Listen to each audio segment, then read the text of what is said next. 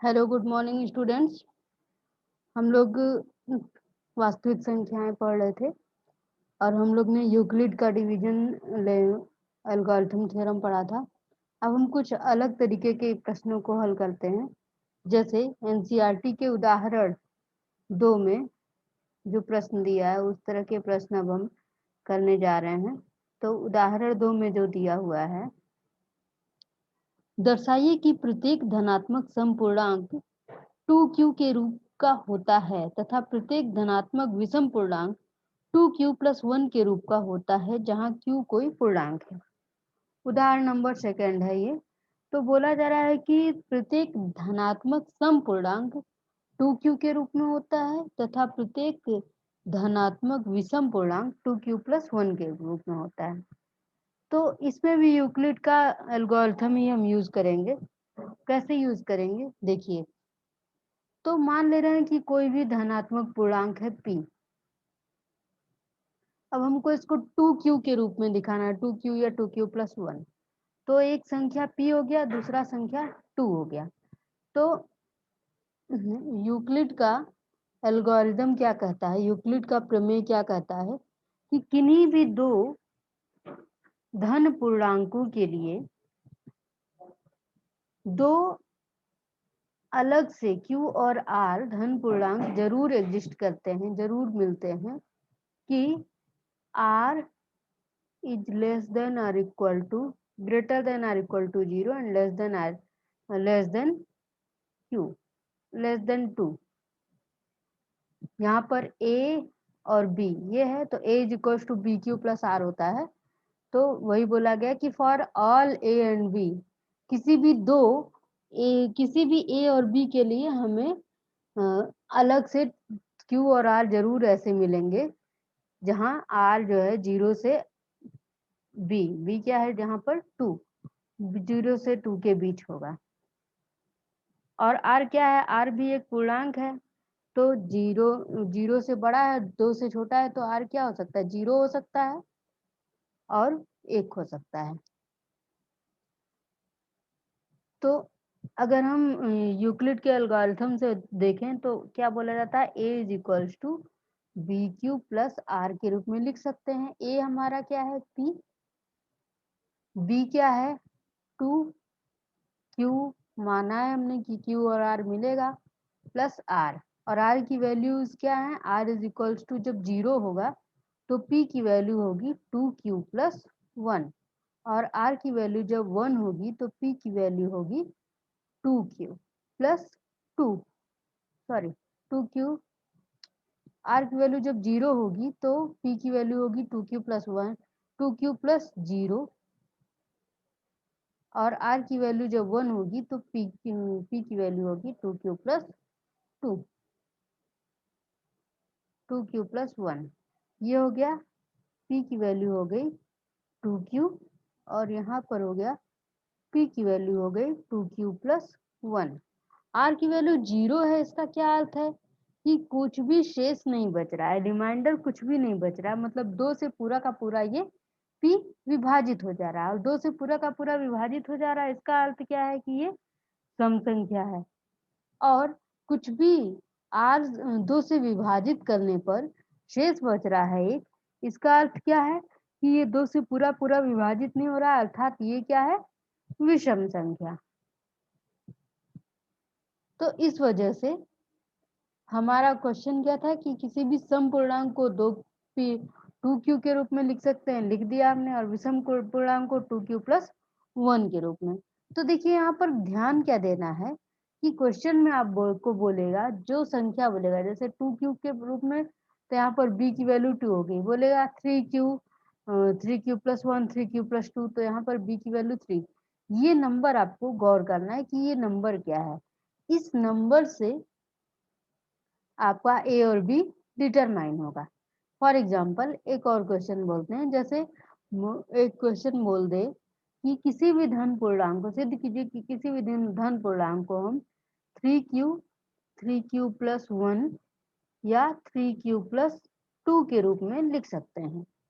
तो अब यहाँ पर ध्यान दीजिए कि b की वैल्यू क्या है, 3। तो हमने क्या मान लिया ए को ए ही मानते हैं। मान लिया कि हमारी संख्या जो है ए है और बी की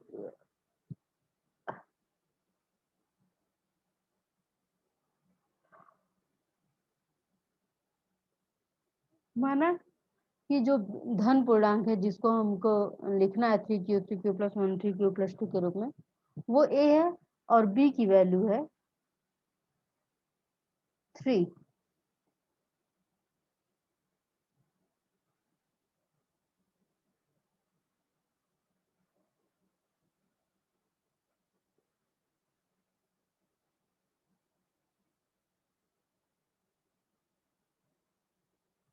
b बराबर 3।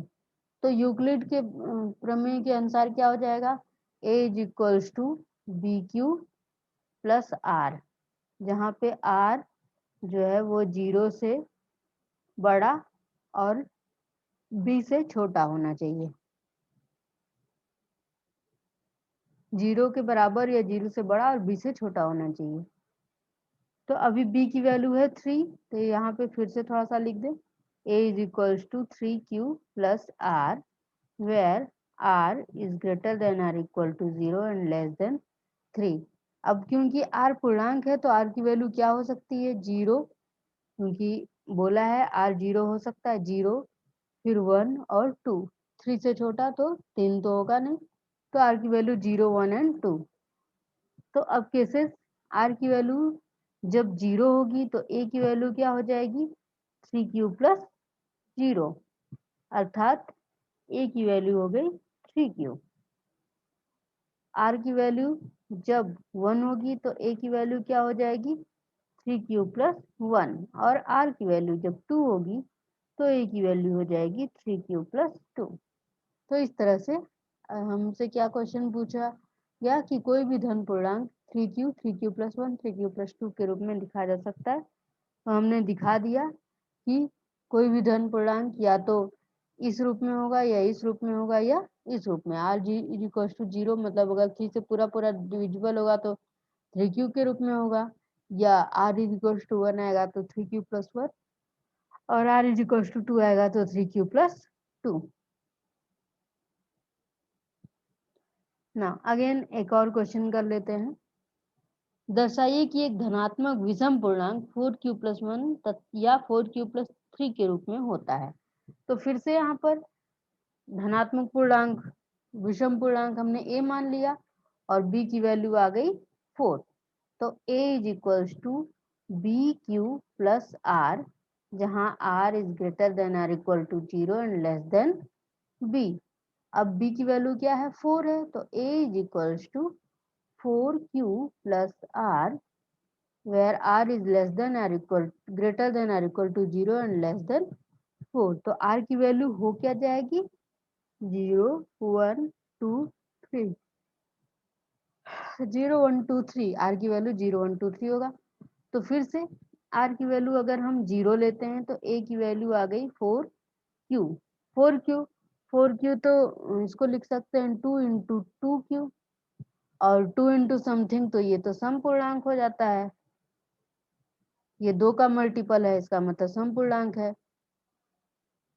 r इज इक्वल्स टू 1, तो ये हो गया a is equals to 4q plus 1। इसको हम 2 इंटू समथिंग के रूप में लिख नहीं सकते हैं, तो ये हो गया विषम पूर्णांक।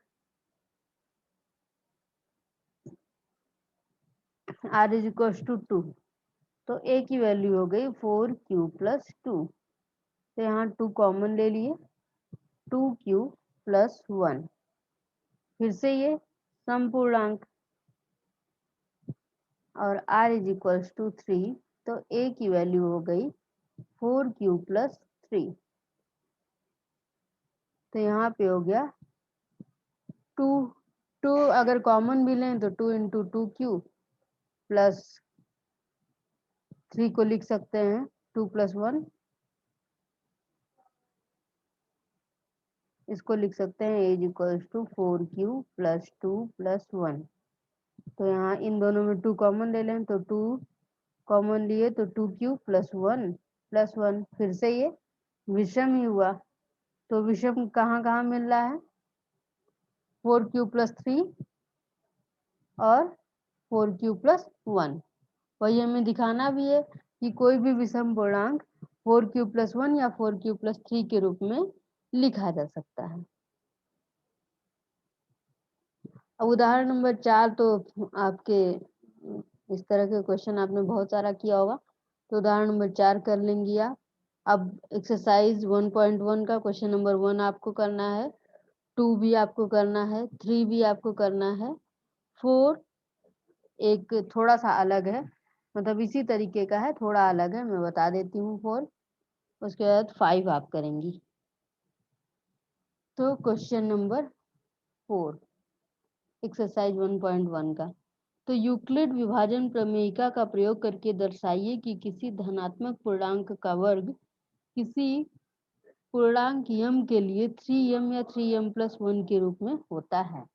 तो फिर से a हमारा a ही है और b की वैल्यू है 3। अब यहाँ पर धनात्मक पूर्णांक का वर्ग, तो जब a है, b 3 है, तो अब वर्ग की बात कर रहा है, तो हम यहाँ पर a = 3q + 1 3q + 2 ऑलरेडी ले लेंगे। जब b3 है तो r की वैल्यू क्या आएगी, 0 1 2 तक आएगी, 3 आएगी नहीं। तो a की वैल्यू 3q + 1 3q + 2 ऊपर अभी शो भी किया है, तो a को हम इतने तरीके से लिख सकते हैं। अब इसका वर्ग जो है वो भी क्या बोल रहा है, किसी भी धनात्मक पूर्णांक के लिए। अब इसका वर्ग करते हैं, तो a², तो अगर पहले a की वैल्यू अगर 3q है तो ये हो गया 3q का स्क्वायर 9q², तो 3 को कॉमन ले लिए 3q²। अब क्योंकि ये पूर्णांक है तो इसको लिख सकते हैं 3m। हाँ, तो ये बताना है हमको कि इसका जो वर्ग होगा या तो 3m होगा या 3m + 1 के रूप में हो, तो 3m के रूप में हो गया। फिर से a की वैल्यू अगर 3q + 1 हो तो a² क्या हो जाएगा, 3q + 1 का होल स्क्वायर 9q² + 1 + 6q। अब इन दोनों में से 3 कॉमन ले लें, तो 3q² + 2q + 1। फिर से क्योंकि ये पूर्णांक है तो इसको हम यम लिख सकते हैं, 3m + 1। बोला है किसी पूर्णांक यम के लिए, ऐसा नहीं है कि 3q, यहाँ पर आप सोचिए 3q² को भी यम लिया, इसको भी, क्योंकि जो है बोला जा रहा है कि किसी भी पूर्णांक यम के लिए, मतलब कोई भी आर्बिट्रेरी नंबर है उसको हम यम से डिनोट कर रहे हैं। ये एक तरीके का है कि 3 गुणे कोई पूर्णांक + 1, तो मतलब कि जो वर्ग है वो तो 3 गुणे कोई पूर्णांक होगा या 3 गुणे कोई पूर्णांक + 1 होगा, उसके अलावा कुछ और नहीं होगा। अब तीसरा हमारा जो केस है a = 3q + 2, उसको भी, तो a² हो जाएगा 3q + 2 का होल स्क्वायर 9q² + 4 + 3 2 जा 6 2 जा 12q।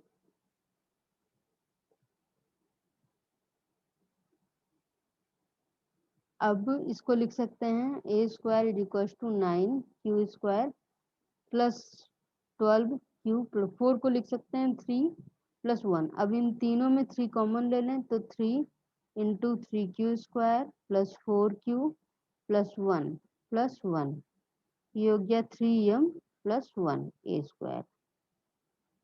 तो यही हमसे बोला जा रहा है कि किसी भी पूर्णांक का वर्ग या तो 3m के रूप में होगा या 3m + 1 के रूप में होगा। तो हमने दिखा दिया कि किसी भी पूर्णांक का वर्ग, तो सबसे पहले हम क्या लिए हैं कि कोई भी पूर्णांक, पहले तो 3q, तो हमको यहाँ पर लिखना होगा कि क्योंकि हम जानते हैं कि कोई भी पूर्णांक हम 3q + 1 या 3q + 1 2 के रूप में लिख सकते हैं।